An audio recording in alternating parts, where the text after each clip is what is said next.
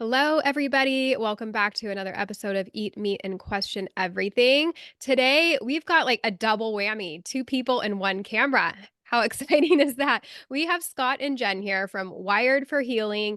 They are actually the organizers of this retreat that I have coming up as well. So we will talk about that, but say hello.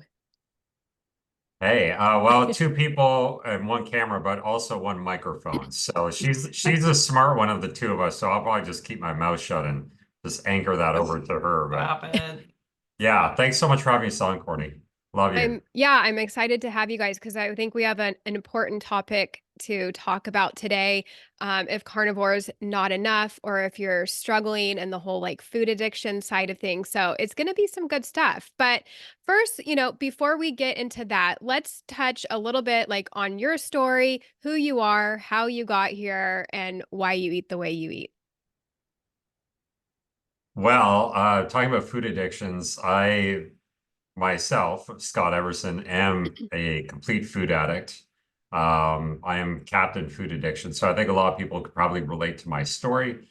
But I've had pretty much every chronic health condition you could list over the years. I think that kind of comes part and parcel with having leaky gut and under the umbrella of histamine intolerance and all that mast cell activation syndrome type stuff. So I sort of categorize as like every symptom from every disease that you could possibly list in the book.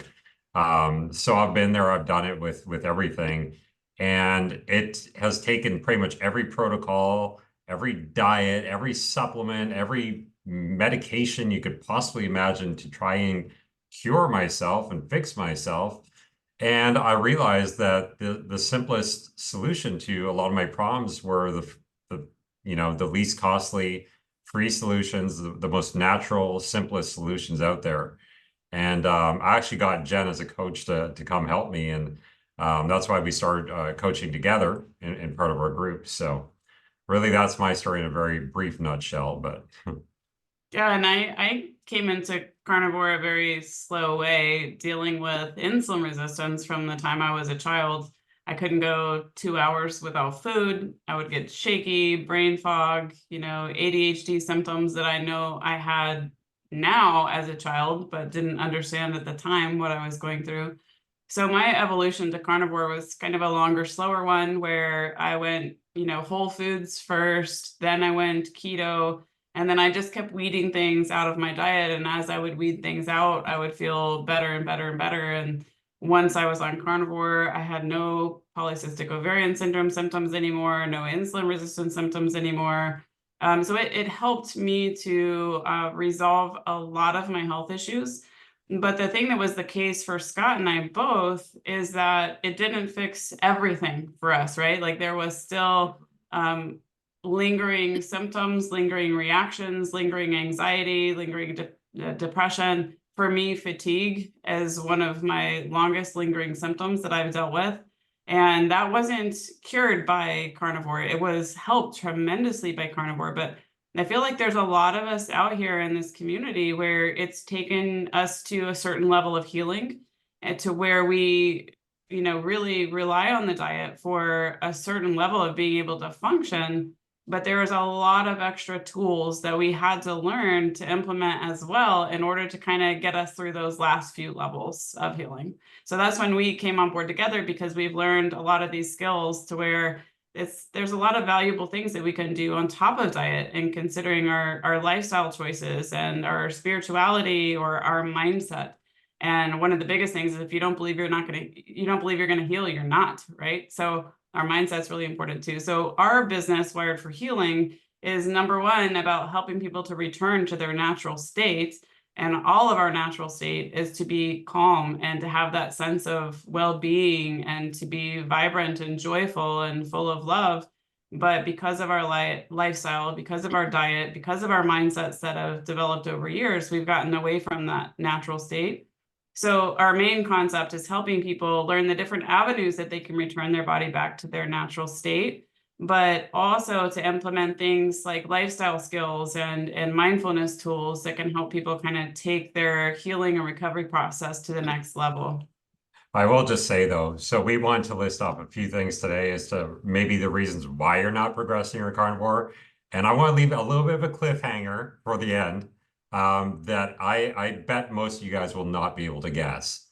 The number one reason why people are so entrenched in their addictions to food. Doing carnivore is so much harder for people than it's made out to look on a lot of the channels, right? Because we only hear about the good stories. I love the carnivore The diet. carnivore unicorns. The carnivore diet's amazing, but we have so many people coming to us from our group and they're like, oh, I saw such and such did carnivore for a week and all their MS symptoms went away and everything went away and they had no problems and they were able to stick to the diet, no problem. What's wrong with me? Why can't I do it? Why am I not healing? And I think the answer for a lot of people might surprise them. So Yeah, I'm excited to hear them all. I'm also a little nervous that you guys are going to tell me to do something that I don't want to do or stop eating something that I'm addicted to. So this will be interesting for me. I feel like this is kind of going to be like a coaching session, and I'm ready. I'm prepared. A coaching session for everybody, though. Like, I feel like you're going to give us the answers we're looking for, maybe a little tough love.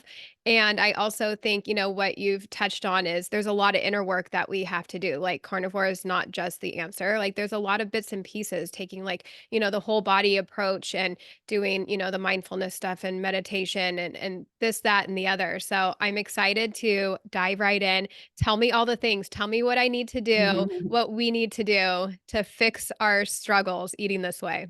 Well, the first thing that I want to share is that the things that we're sharing today are not just beliefs that we have.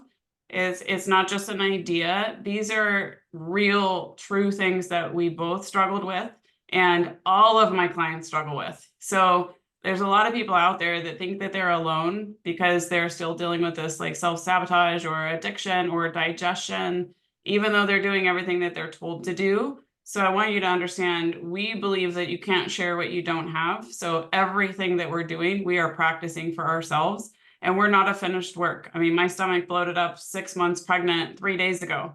And so like this stuff still happens. It's things that you're going to continue experiencing until your whole process, your whole healing journey is over. So number one, understand that it's normal to keep struggling, that nobody has it figured out and we don't have it figured out yet. But we're continuing to practice it ourselves and implement the stuff ourselves. And we're using our own personal experience to help other people, because I promise you, you're not alone. Everybody's still struggling, even if it doesn't look like it. yeah. Oh, big time. I could tell you, so, if we're going to go down the list of a few things. So drum roll, please. Here we go. Carnivore harder or carnivore less, right? That's the big question. And that's the main thing that we hear from a lot of people, right? I'm not doing so well on carnivore. What do I do? Well, you got to carnivore harder, man. Go on the lion diet. Go 90% fat. No, you need to Don't eat chicken. Go more protein, less dairy. Eat lamb instead of beef. Right. And you know what? For some people, there could be some truth to that, right? There could be some truth to that. If you have severe autoimmune conditions, maybe you are reacting to dairy.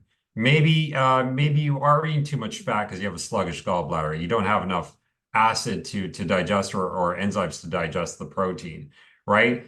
But it's I think one of the most common answers that people give. It's a bit of a banal answer, and I don't think that there's any, there is no formula for carnivore that's going to fix anybody really. You can't just say, okay, well, do this. And we've tried coaching that in the beginning, right? We tried being like, okay, we'll try this with carnivore, try that with carnivore. And everybody's so different that there's no right or wrong answer that we could give to people. We're only just guessing, right? So even the most seasoned and educated nutrition practitioner out there or doctor out there that's working with nutrition, they're still guessing because each person is so individual and charging you $500 an hour doing that. Well, yeah, that's why they call it practicing medicine. I mean, the doctors are practicing. Exactly. We're practicing and we're all learning and evolving. And I can tell you that my level of understanding of the body has changed exponentially in the past year alone. And it has been for the past 13 years that I've been into nutrition. So we're all evolving and learning. And the biggest thing is like letting the body be the guide. And when we try to fit our own individual body into a standard protocol, we don't know how that's going to go.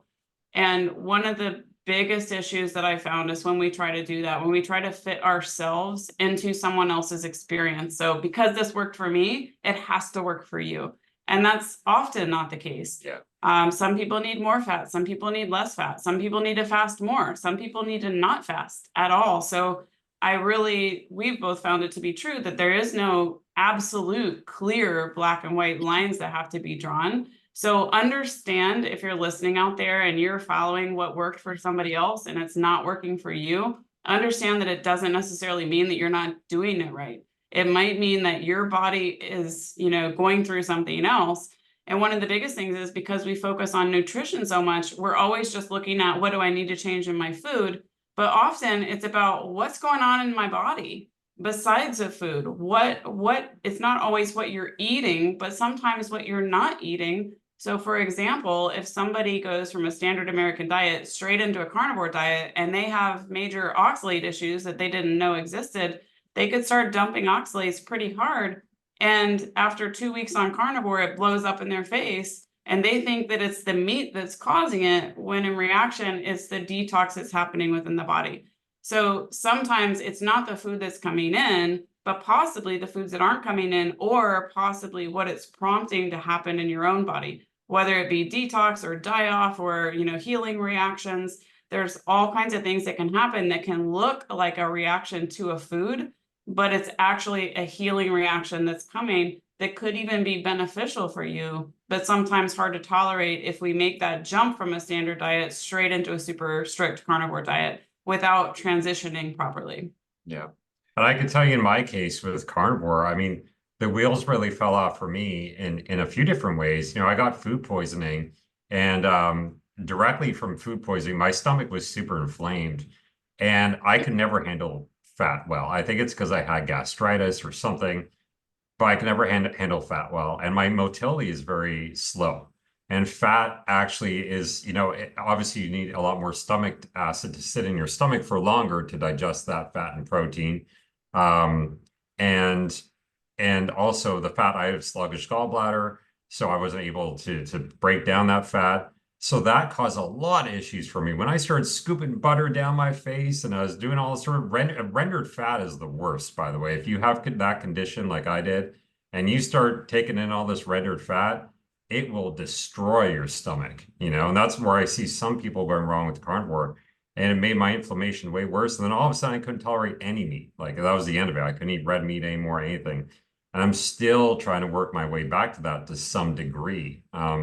So, I think that there's always a self-confirmation bias. Just because somebody does something and it works for them and they see in other stories, they say, that's the right way to do it. And if you're not doing it my way, then you must be doing it wrong, right? And how many times do we hear that? I've seen in my channel, Wired for Healing, I'm going to give it a plug.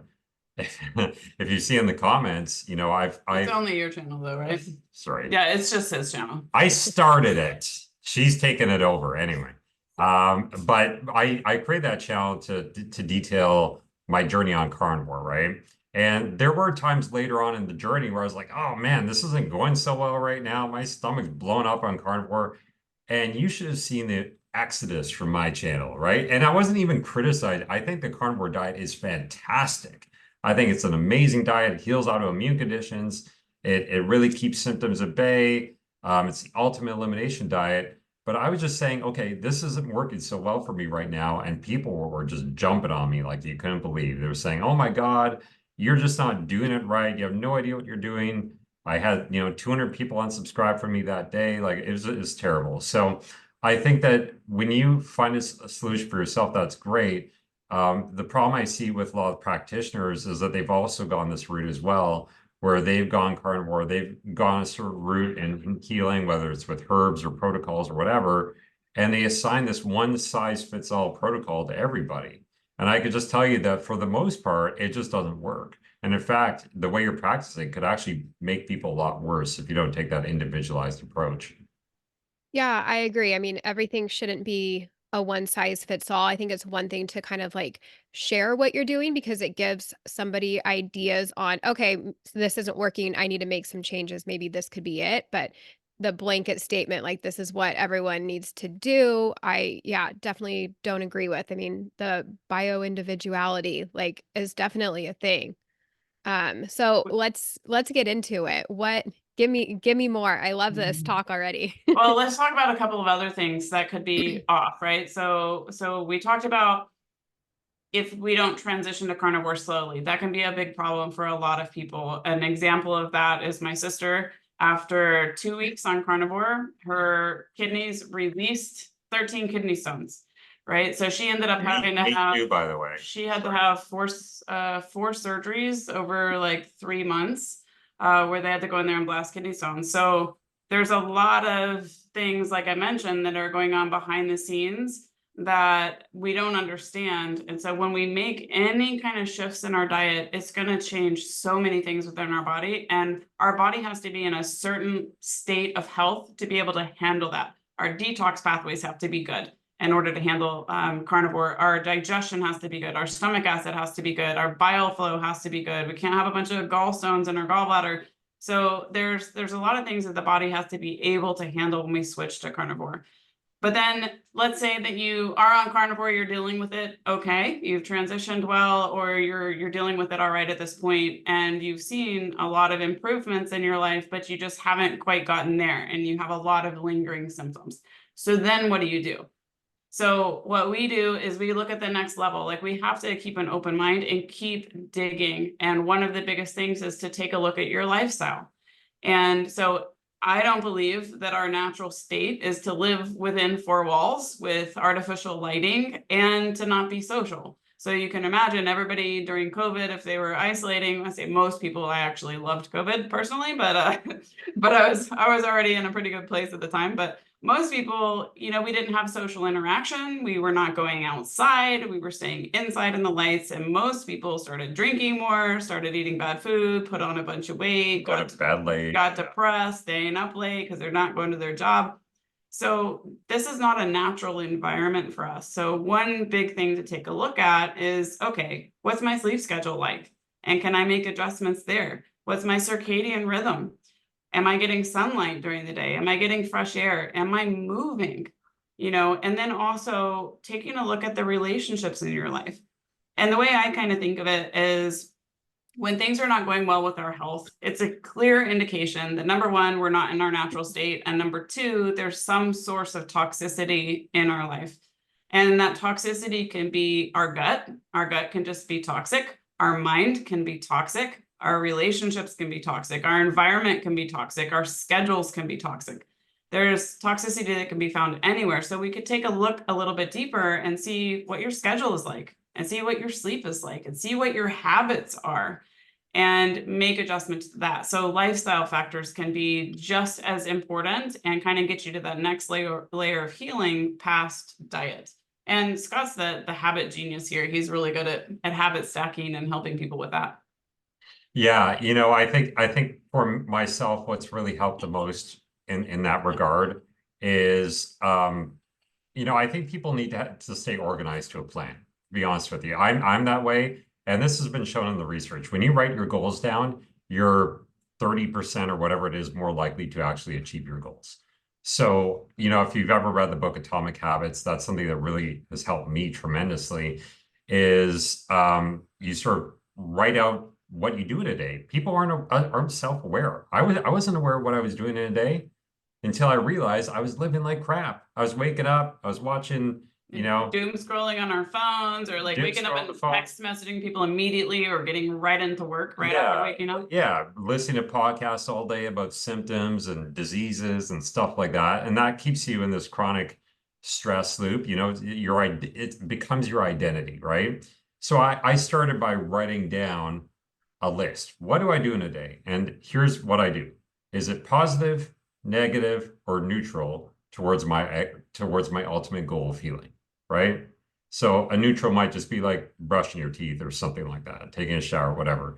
A positive would be, getting my sunlight in my eyes in the morning, right?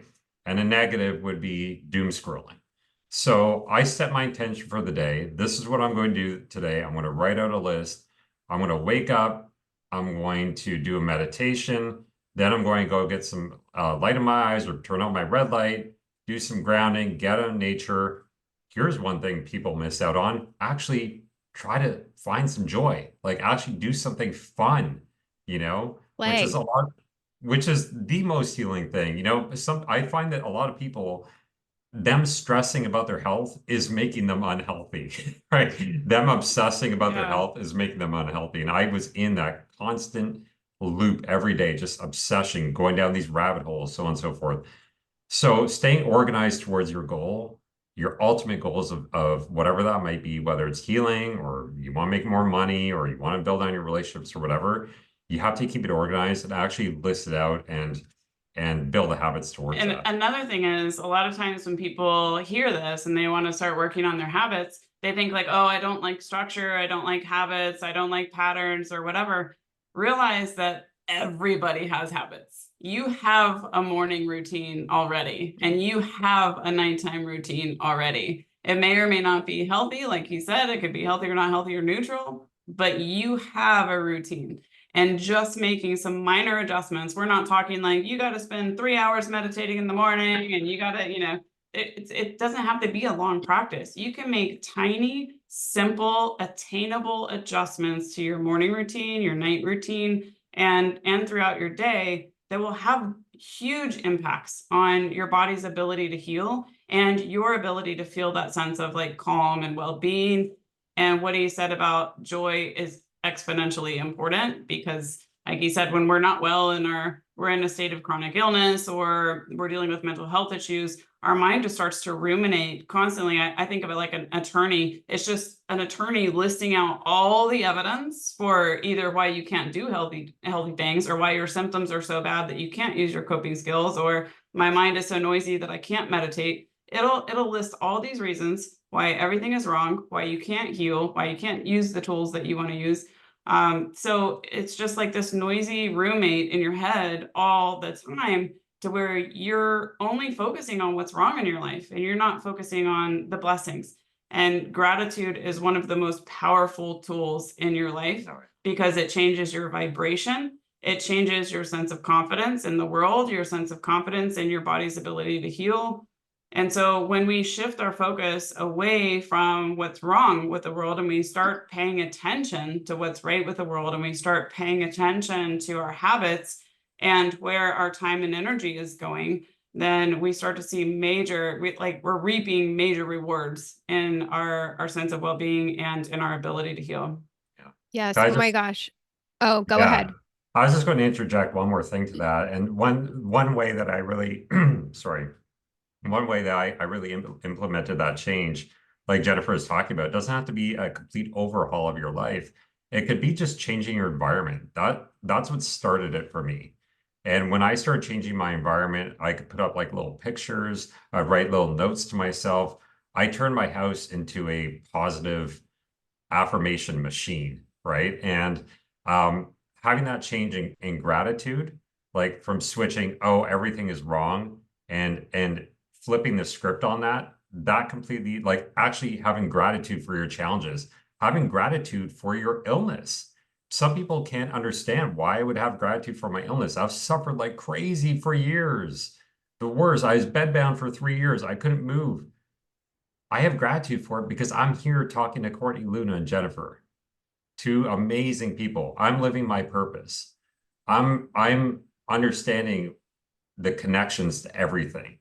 And so when I put up like little things like this is a picture I have of me and my dad. My dear old daddy passed away a little while ago, but this was such a great time in my life, when I was playing hockey and I was so passionate about life and living in the present moment. That's what this signifies to me. So I put this up, I have this up, I sit and I actually look at it every single day when I wake up in the morning. I look at this picture. So it's just little things like that that could instigate the change that you need to make. Yeah, I agree. And you know what? I'm glad you bring this up because it's a nice reminder for me um on like how my days have been going. And I feel like a lot of people are probably living a similar way. You get up, you get the kids breakfast, you're in a rush, you get out the door to go to work, you're sitting in your office all day long, and then you come home, you have dinner, you play with the kids, and you go to bed. Like, where is the fun? Where is the play? Even for me, I mean, it's mom life. And then I'm either on my computer right now, like doing recipe editing, or I'm in the kitchen. Like, I've been inside way too much. And here I am, like sending my kids out to play, like, go play in the backyard, like, leave me alone so I can do this. And it's like, I should be at least taking a few 10-minute breaks here and there and going out and playing with them. And granted, I do, like, we'll go out and play soccer, but this makes me be more aware of like how much I haven't been doing that lately, because I feel like I have so much work to do, which I do, but it's like you can make time for these other things. And even if people that are in a cubicle all day, if you could take your lunch break and go eat your lunch outside and then maybe go for a little walk, I feel like even that could be life changing. And even the gratitude that you say, 100%. I listen to Gary Vaynerchuk, and he says he wakes up in the morning before he even does anything. He thinks about how, oh, I give myself the chills. He thinks about how he would feel if he was told like that. This is a little like gnarly, but like his kids were taken away. They were gone. They got in an accident. Like, feel how awful that would feel if that was true. And then you realize that it's not, and you just are like instantly like, oh my gosh, I'm so grateful that everyone's here and they're healthy. So it definitely, shifts things and probably shifts how you think the rest of the day, just being in that better place. So yeah, I mean, I totally agree with you. I don't even remember if I finished Atomic Habits, to be honest. So I definitely like want to go back and touch on that, because I know what I'm doing right now isn't working. And I've been in a funk the last few weeks. And I know it's because I haven't been doing all those little things. And like you said, it doesn't need to take up hours of your day. Like, jot in a journal for 2 minutes, or do some mindfulness stuff for a few minutes. Get outside, take a 10-minute break and go outside. Like, little changes like that can really set you up for bigger changes in the future when you're ready. Mhm. Now, I don't know if Jen wants to list off any more, but I think that's a great segue in a way to understanding why it is that we do these things, right? And I feel your pain is apparent, sending your kids to the backyard, and then I would feel guilty about, oh, I'm not spending enough time with my kids. And we all have our ways of coping with stress. But I think that people have a misunderstanding as to shifting their behaviors to make changes, right? They're not getting to the root of the problem. And that's where we really come in. This is the drum roll, the real drum roll, as to why it is that we have these food addictions, why it is that we have these addictions, and why it is that we typically, and I think you could probably relate to this. A lot of people in our group could relate to this. Why we just switch from addiction to addiction. Like, we could switch from a sugar addiction to a salt addiction, which is what I would do. When I went carnivore, I was addicted to salt, bags of salt on my steak. Like, I couldn't get enough salt out of it. And that was my sideways switch from addiction to addiction. It could be or even portion sizes, or portion sizes, dairy, you're just obsessed with Yeah. dairy or Well, whatever, and right? to even separate it from like food and carnivore, like if you go to an AA meeting, which I've been to quite a few, everyone has replaced their alcohol addiction with coffee. Like, everyone is, and like cigarettes or something, coffee but and it's, cigarettes. Yeah. yeah. So, I mean, it's definitely, I feel like, common maybe in our human nature to replace something with another. So are you going to be able to give us the answer So on how not to the, do that? the question there is why? Why is there a need for these things? And if you look at addictive habits, all of the addictive habits are supplying your body with something that gives immediate release, immediate gratification, immediate relaxation, immediate happiness. They're all things that we're using to cope. And why are we needing that thing to cope? It's because our body is feeling stress or trauma or pain or some kind of uncomfortable emotion, and we don't know how to deal with that internally.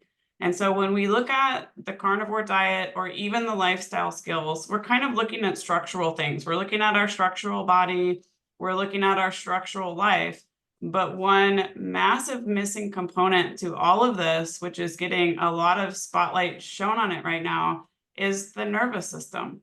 And so that's what limbic training is, or brain retraining is. And that's what we've built our business based off of, because we've seen the power of what happens when we take care of our nervous system. So the limbic system is this little part of your brain. It's quite a few different things, like your amygdala and hypothalamus. There's a lot of different parts to that part of your brain, but it's your animal brain, and it's the stress center of your brain. So the way I think about it is, like, if we look at back when we were living in caves, right? If we were in kind of our natural habitat, we wouldn't be coming out of our cave in the morning and going like, oh, okay, that's great. What are we gonna do today? What do you want to have for dinner? We would be coming out of the cave and looking to see if anything is going to kill us. And dogs still do that now. If you look at your dog who's driven by instinct, they do the same thing. Every time they're walking into a room, they're immediately scanning around. And so we're taking things in through our nervous system all the time. So we're scanning with our eyes, we're sensing energy, we're smelling things, we're hearing things. That part of your brain does not even speak language. It's driven purely on electrical impulses, and it is determining if there is a threat in your environment to your safety. So when this part of your brain works really well, and there's balance in your nervous system, and when it's regulated properly, then okay, we would scan our environment. If there was a lion, okay, we would need to operate differently.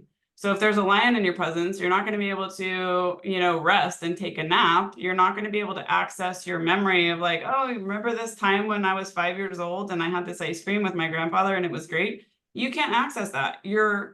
All of your systems operate differently when the sympathetic nervous system kicks into gear, and that's your fight, flight, freeze, or fold.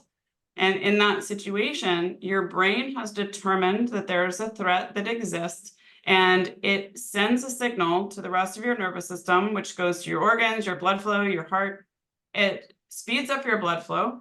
It increases your blood pressure. It releases glucose from your liver, and it starts sending all of these things into your extremities so that you can sprint, because you got to get away. And one of the things that's impaired with that is your digestion, because you can imagine that if you're running away from a lion, you don't need to be able to evacuate your bowels, right? Like your bladder can relax in that situation, which happens when people sometimes they're under, extreme fear. That can happen. But your digestion stops because your body is not concerned about digesting the steak. Your body is concerned about your ability to run or hide. So there are certain things that you can't do when your body is in that fight or flight type situation. So the system works incredibly well for emergencies, and that's how we can survive. The problem happens when we have chronic stress in our life, and or we have some kind of injury to our brain or our nervous system or our body that keeps us stuck in that fight or flight situation. So this part of your brain can be overstimulated and dysregulated to where it's flipped on all the time. And that means that from the time that you open your eyes in the morning until the time that you might possibly be able to go to sleep at night, your body is just in this heightened sense of fear.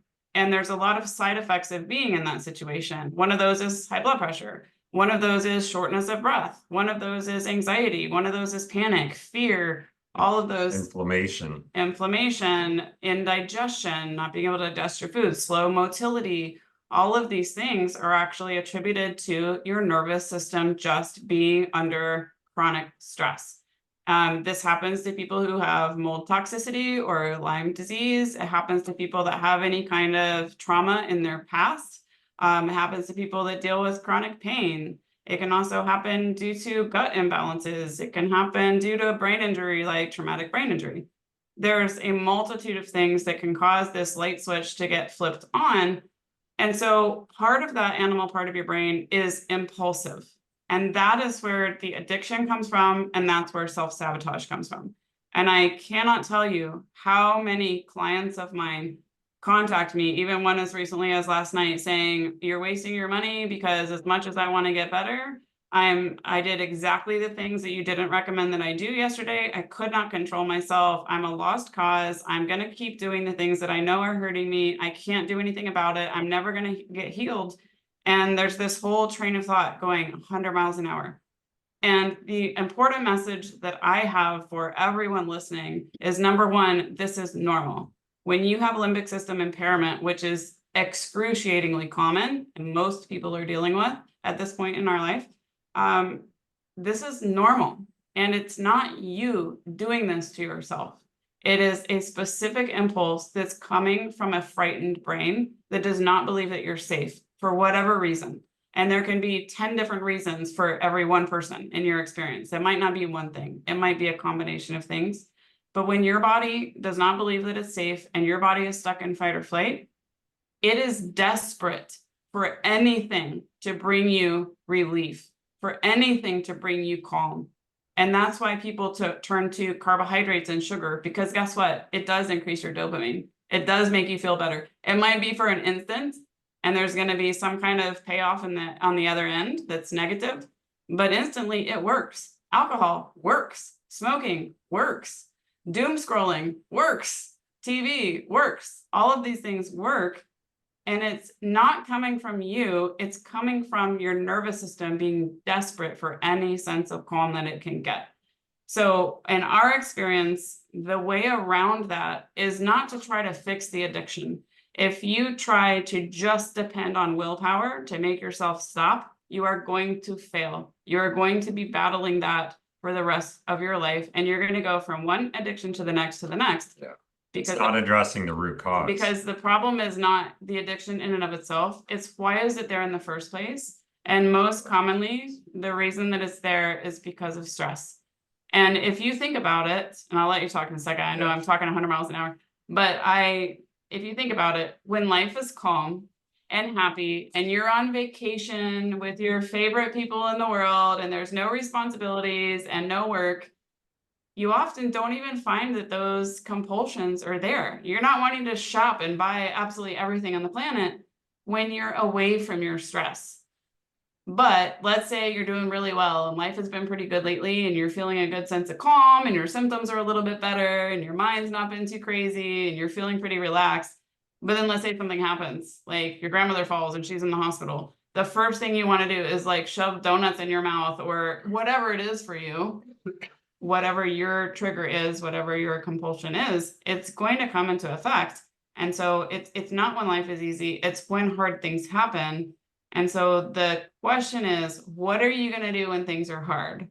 Are you going to resort to those easy patterns? Or what brain retraining is it's training your brain how to respond differently to that stress. And it has to learn that because it has this ingrained pattern of needing external things to calm itself down.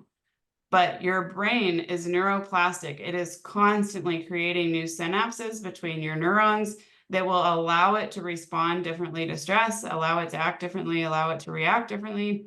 And so there are absolute things that you can implement in your life to train your brain to respond to that stress differently so that you're not stuck in that emergency state, but that your body can get back to switching between the two and using fight or flight when it's necessary, but then easily shifting back into that state, the parasympathetic state of resting and digesting, which is really important for people with digestive issues too.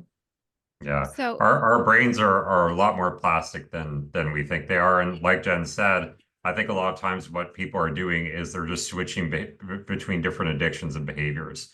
And that's why they're not actually addressing the root cause.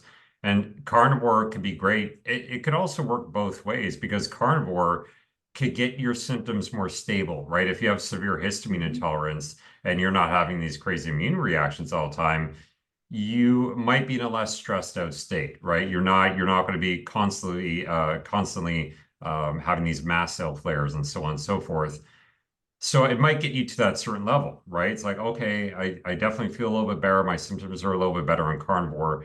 But again, it's not addressing the root problem here because you're not actually addressing the limbic system injury that you might have, right? We are just calming that down. We're just keeping the symptoms at bay.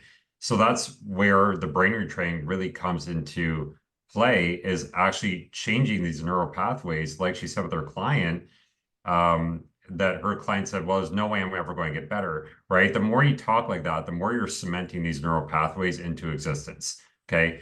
the more you practice the brain retraining and actually change these perceptions that you have of yourself and your environment around you and the stress, your stress response, the more you're going to be forming these new neural pathways. And if I could just say one more thing to that is, we come from personal training backgrounds, right? I have a fitness business in Canada. And I could tell you that as personal trainers, the number one thing, do you know what the number one thing they tell you, never talk to your clients about? What do you think that is? I don't even know. Never talk to your clients about their diet. Never. Huh. Never. Okay. In the personal training world, it's kryptonite. Interesting. If you start coming down on your clients about diet, they will drop you like a hot potato. I would say probably Because 75% they of the don't time. want to change. They don't want to actually change. And food is like a religion, right? It's like a religion. I had this one client who I helped over the years, and she saw a huge benefit. And she developed this skin condition. I forget what it's called, where you touch your skin and it leaves a big I rash. think it's dermatographia. Yeah, Something that's like that. dermatographia. Yeah, and it's like part and parcel usually with SIBO and that type of stuff. And I said to her, I said, well, you might have some digestive issues. We might need to look at your diet. And so she went to get a test. She got SIBO breath test done. And lo and behold, her SIBO numbers just blew through the roof. I said, well, maybe we should try making some dietary changes. And she almost looked like it was just like I just scared the bejesus out of her. She's like, well, I have so much stuff going on in my life. You mean I have to like give up bread and oatmeal and I can't go out on the weekends and drink with my friends anymore. Like I was like, well, I'm not saying that necessarily, but we have to make some changes. After that session, I never heard from her again. Yeah, Ever. and I've had multiple people like that too. Right? Because it's built into your survival mechanism. Yeah. That for her was her survival. And she said, Scott is trying to harm me because this is my survival coping mechanism. This is how I deal with things. And Like Scott's trying to take that away from me. And that emotional response was so strong it's for her, even though I had helped her so much and she was singing my praises beforehand.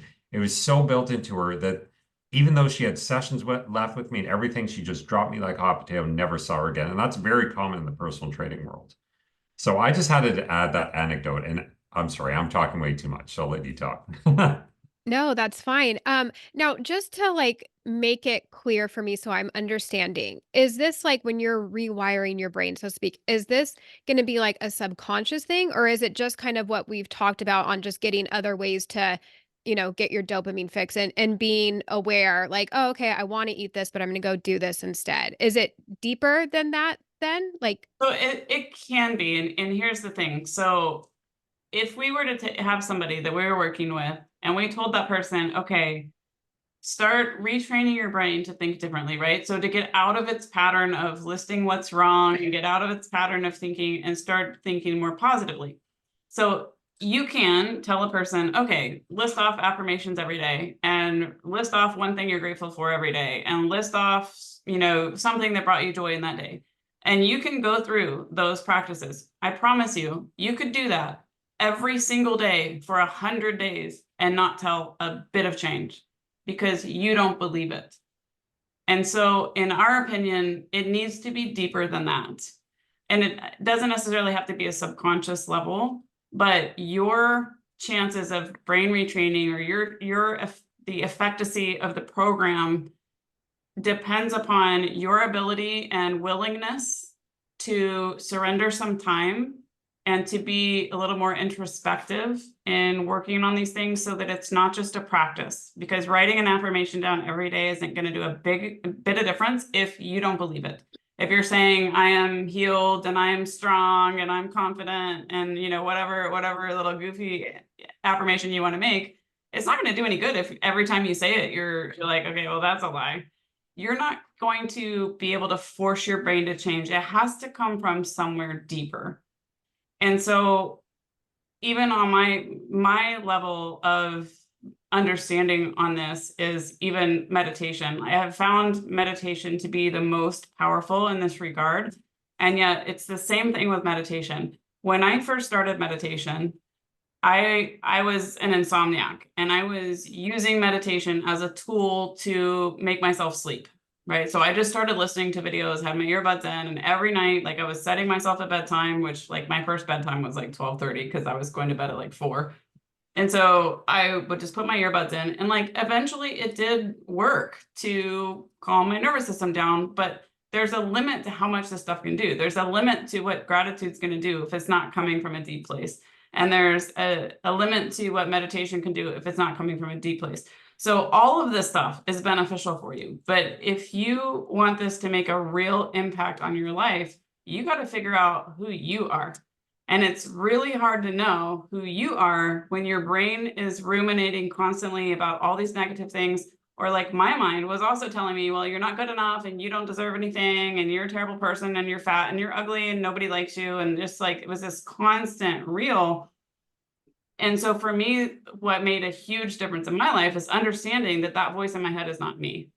And so we don't know that until we become aware of it. And everybody's roommate is gonna be different, right? So not everybody's roommate is super ugly and violent. Some people's roommate is a little bit more subtle of like, well, you don't need to meditate today, you know, or your symptoms are so bad you can't meditate, or your mind is, you know, so noisy right now you can't use your coping skills, or you just really need to depend on that, you know, that fix today, whatever your addictive fix is.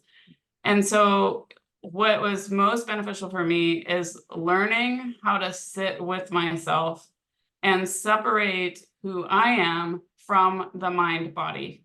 Because before we know it, we're saying, I am sick, or I am mentally ill, or I am anxious, or I am scared, or I'm never going to get better. There's all these endings to that I am sentence. So we're creating our reality based on who we believe that we are. And so the real practice for me that made this profound difference in my life was sitting and looking, well, who is here? If I'm not this voice in my head and I'm not just this body, who's here behind those things? And I'm not going to get into this a whole lot today, but my meditation practice is not just visualization, is not just listening to some nice music to breathe and calm my nervous system down, but I sit and remove myself from this idea that I have about who I am and from my body and from my illness. And there's a real practice built around that to where you start to know who you are. And what happens eventually from that is that you start to have this sense of calm and this sense of well-being and a sense of confidence in who you are. And a natural side effect of that is you start trusting your body's ability to heal. And you start feeling more fulfilled. You start connecting with your higher purpose in life. You start having a natural empathy for people and wanting to help the world. And that's why we're wanting to give back to this world and creating this business, because we believe in it and because we have a deep love for other people who are struggling with the same issues. So there's a real difference in like, okay, I'm going to structure some habits into my life and I'm going to write some affirmations and I'm going to take some time to write gratitude, and having a real practice where you're sitting with yourself and you're reflecting on your gratitude and you're reflecting on who you are. That's going to be way more meaningful. And your body is listening to everything that you're thinking. And so it's really important to manage what's going on in the mind. But I'm going to say one more thing on this. And this is, okay, so let's say somebody's like, well, I don't know how to meditate and I don't have time. My schedule is so packed out. I don't have time to work on all this stuff. I don't like gratitude journaling. It sounds hokey to me. It's stupid. One thing that you can do immediately, no matter where you are, no matter who you're talking to, somebody can literally be screaming at you and your nervous system is going through the roof, or you're having a panic attack and your nervous system is through the roof, or your kids are being loud and crazy and you're running late. Anybody can breathe. Yes. And believe it or not, it has a powerful effect on slowing down your nervous system. And what happens is when our inhalations are longer than our exhalations, it speeds up our heart rate, and it actually causes us, like if we're running, we're breathing really fast and our heart is beating really fast. And there's a reason for that.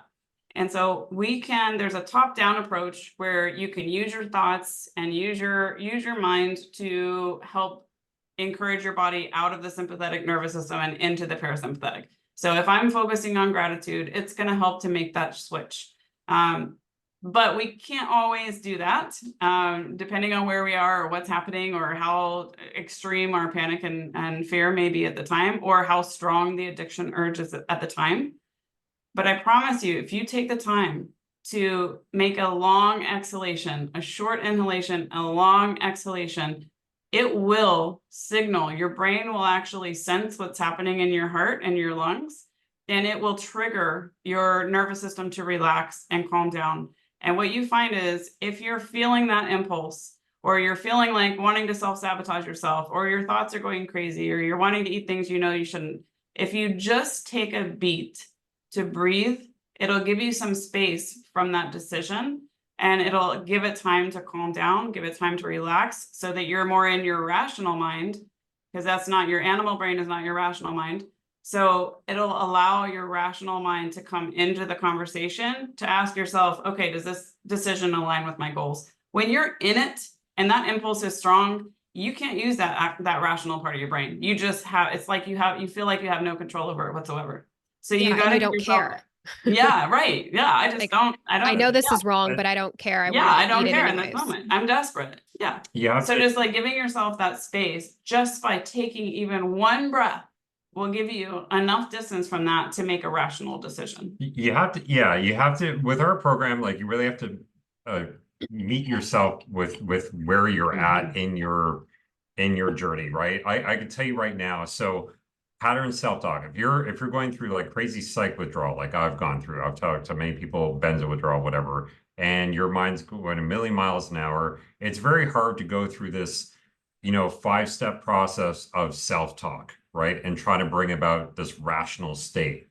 So I could tell you that I started with the physical type stuff. I started with EFT tapping. I started with the breath work because it was so simple.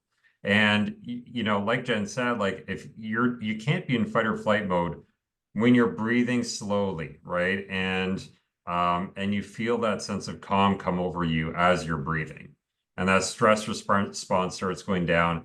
That's when you start entering into your wise mind. And then that's when you could start maybe implementing these other types of exercises, like she said, gratitude or meditation or journaling or any of those other types of, more self-awareness style exercises when it comes to limbic training.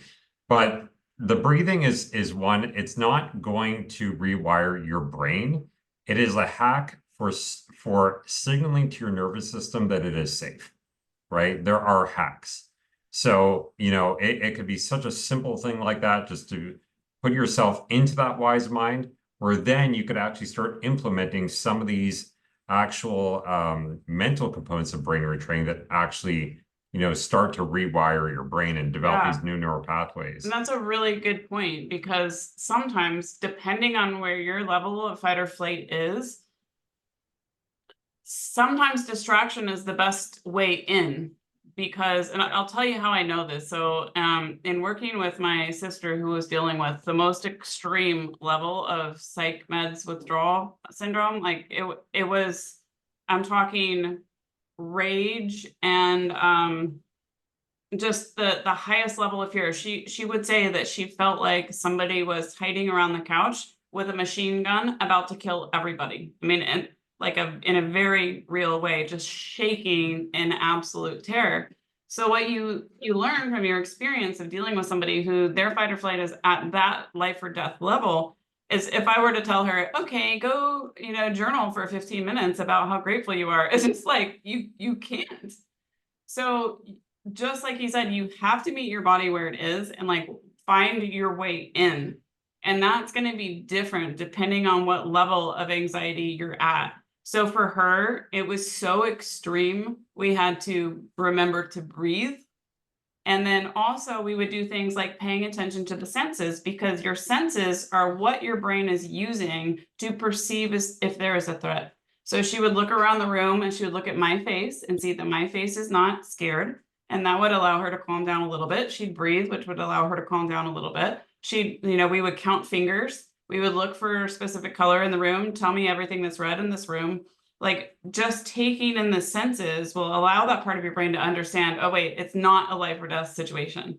So we have to train our nervous system a little bit, just like it's a little baby. We have to pick it up and let it know like everything is actually okay. And then from there, we can work on its responses to stress and helping to adapt that and to change that, that to where it's not perceiving everything inaccurately as a major life or death threat.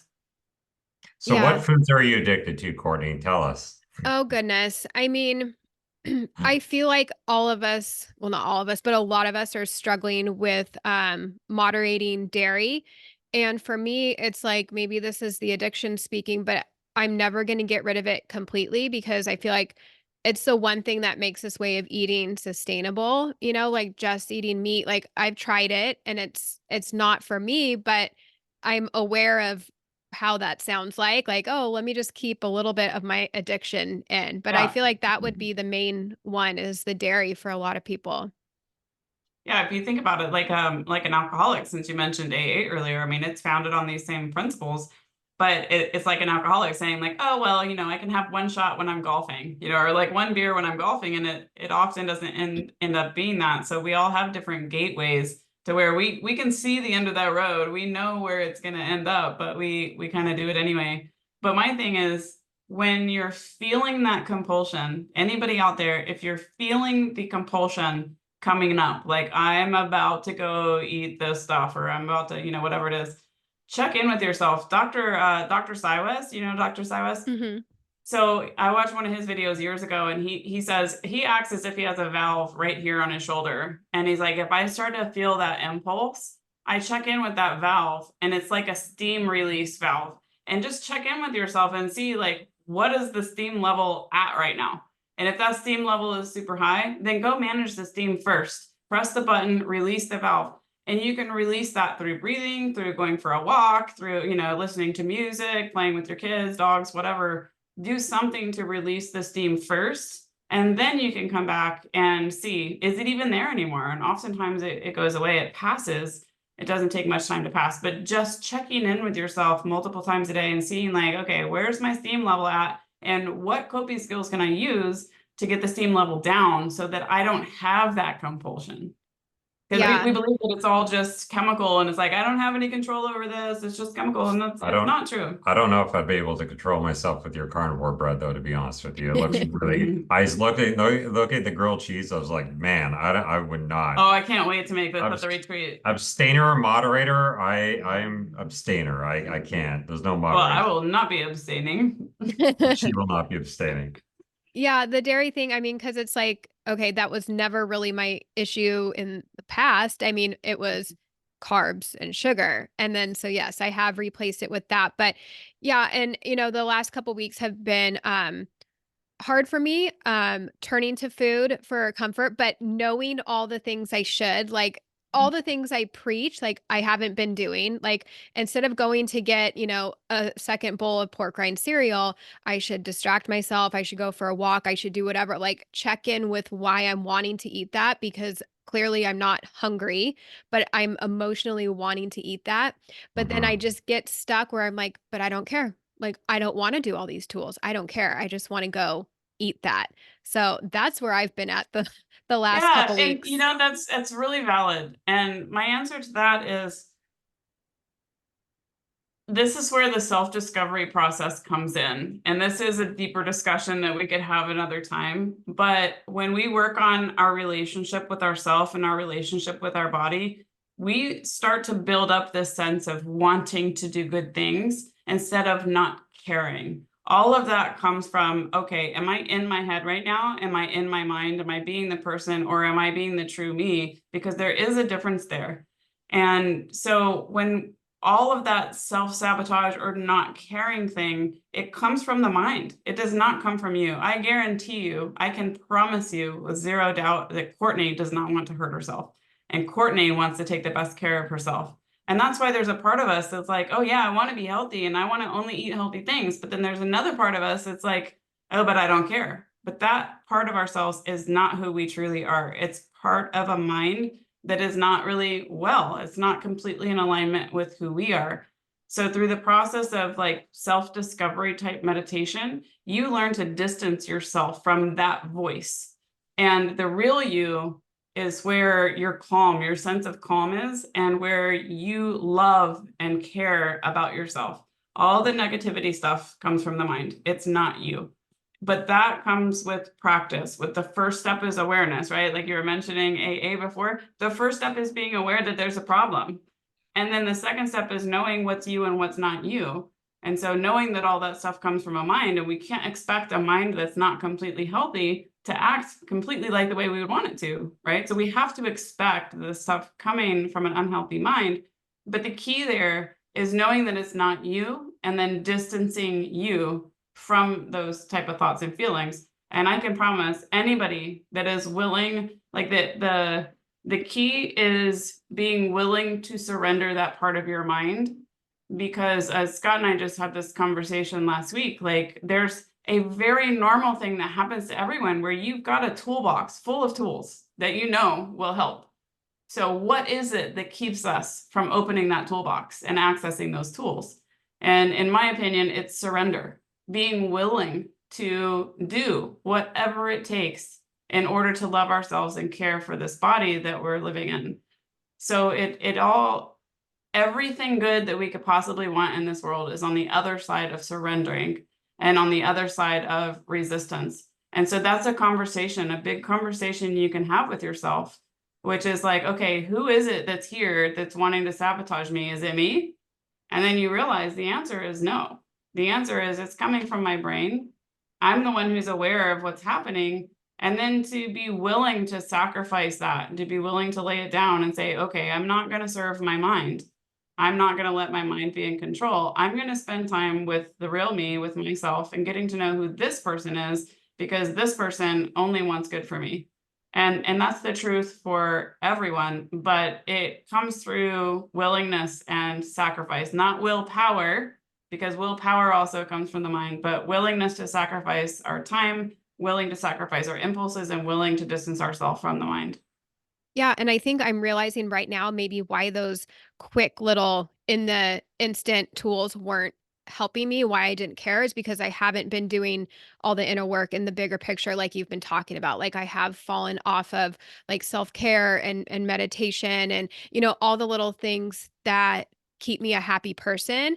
I haven't been doing those. And what you were saying earlier, like it reminds me of, I haven't finished this book either, but the placebo effect and, Mhm. really believing like what you're telling yourself. And I think there's a quote out there that I'll butcher.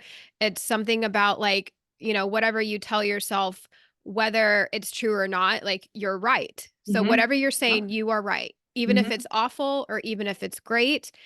So yeah, so I think, yes, doing all these little, tools and like the tapping is great too, but it's also like how you're speaking to yourself and what Mhm. you're truly believing that can do a lot too. I mean, have you read or listened to the placebo effect? Oh Yeah, yeah. absolutely. Yeah, and the no placebo effect, no nocebo effect. But Mhm. I think that just as important in that is what you um, are not telling yourself, or sorry, what you should not be telling yourself, right? A lot of times it's like always thinking what we should be adding, but I think in the chronic disease state, it's like what we should be taking away, right? Because we're telling ourselves these false things. We have a false narrative in our head. And I think for myself, that was a huge component because I always said the same thing what Jen was saying. I'm self-sabotaging. I'm the worst person. I'm an idiot. Like I deserve to die. Like, and I realized over time that when I spoke like that, it was just further cementing this limbic system injury, this fight or flight mode that I was in, these neural pathways that I was trying to get away from. And that's why we don't talk about symptoms. We don't research our health. We leave behind the toxicity. And I hate to say this, but if you are in a support group where all you guys do is talk about symptoms and you just talk about how crappy your lives are, that is the worst thing that you could do for your chronic illness. The worst thing. I was in all these support groups on Facebook for psych med injuries, and we were just talking about how horrible doctors are, how horrible the medical system is, talking about how horrific our symptoms were, and it just feeds it. It's like a monster that just feeds that. Whatever you feed gets stronger, and that's just the truth. You have a choice. Your choice is over what you're feeding. and what you feed gets stronger. So choose carefully. Yeah, exactly.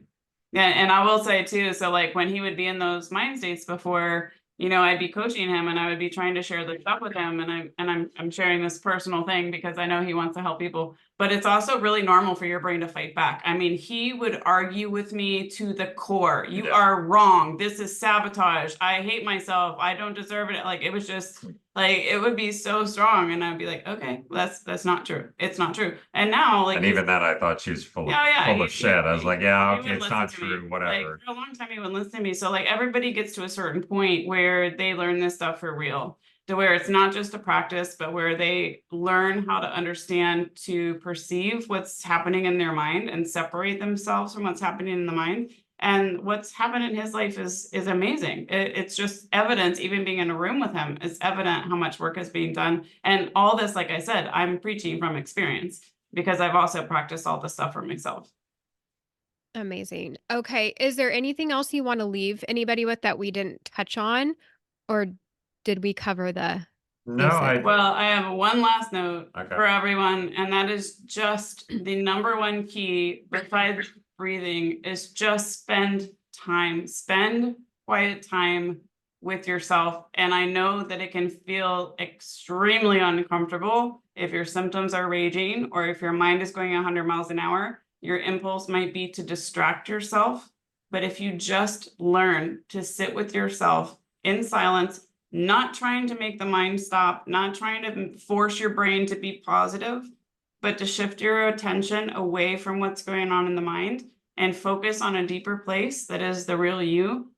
I can promise you, there's nothing I can promise in the nutrition world, but I can promise you that just spending time with yourself as your true self, you will reap massive benefits in your life. And that's And hard. yeah, It's can I say that uncomfortable. one last thing I'll say is I learned about brain retraining from Ribeye Rachel. And some people, it's like they only need certain things. Like all she did was pretty much just visualizations. Like that's it. And she basically what she would do is she would take herself into a moment in the past or in the future, pretend or not pretend, but actually live, because you could easily trick your brain into releasing these chemicals, right? These this and putting yourself in that parasympathetic state just from having thoughts, right? You don't actually have to be living in that moment. So if you have this moment in the past where you had a happy time at the cottage with your friends or whatever, and you actually live that moment, you think about all the little details, you think about any practices for an hour a day, that is also part of the rewiring process, right? So some people, it's like, there's different components of brain retraining that work for a bunch of different people. Some people, maybe if they're at a very light level, right? They just want to activate their parasympathetic nervous system, from a certain little trigger that goes on or whatever. And they just might need some physical exercises. So I would say that lastly, sign up for the Wired for Healing program. Come to our retreat this spring where These Courtney's are going the to be. same tools that we're teaching people in the Wired for Healing membership community, and also the same kind of practices that we'll be educating people on at the retreat. So the retreat is an opportunity for people to learn about how to use diet to return to their natural state, or to avoid anti-nutrients, or to learn about keto, or to learn about, there's just going to be a lot of different avenues where you can help to calm down your nervous system, calm down your body, and return to that natural state of well-being. And we got some awesome people coming to our retreat, man. It's going to Courtney's be coming. so amazing. Sean Baker, we got Sally Norton, Kelly Hogan, Stephanie Person, Why do you keep listening? Michelle Hearn. I'm going to remember everybody this time. Dr. Kelly Ritter, Audra Coleman. Who else? Dr. I'm Kiltz, forgetting some people. Serena. Dr. Kiltz, of course. Yeah. Dr. Kiltz is my favorite. How could I forget? He's Yes, we have adorable. a lot of amazing people coming, and Serena Music, who's our mutual favorite. And you guys are going to be cooking together, which is really cool. Yes. So we're going to be making some of that bread of yours, and I'm going to have some, even if I have to pay for it. Oh, goodness. Okay. So everyone can find you. Like, do you want to give out your socials or your website? Where do you want people to find you for all this information and how to work with you? You can go to Wired for Healing on Instagram, Facebook, or YouTube, or visit our website at www.wired4healing.com. Awesome. Thank you guys so much. I learned a lot. I feel re-inspired to stop being a piece of shit and go out and make better choices and get out of my funk. So thank you so much. I'm sure everybody learned a lot from this. It was awesome. Thank you. Great. Thank you. Love you, Good to see Courtney. ya. We love you. Bye.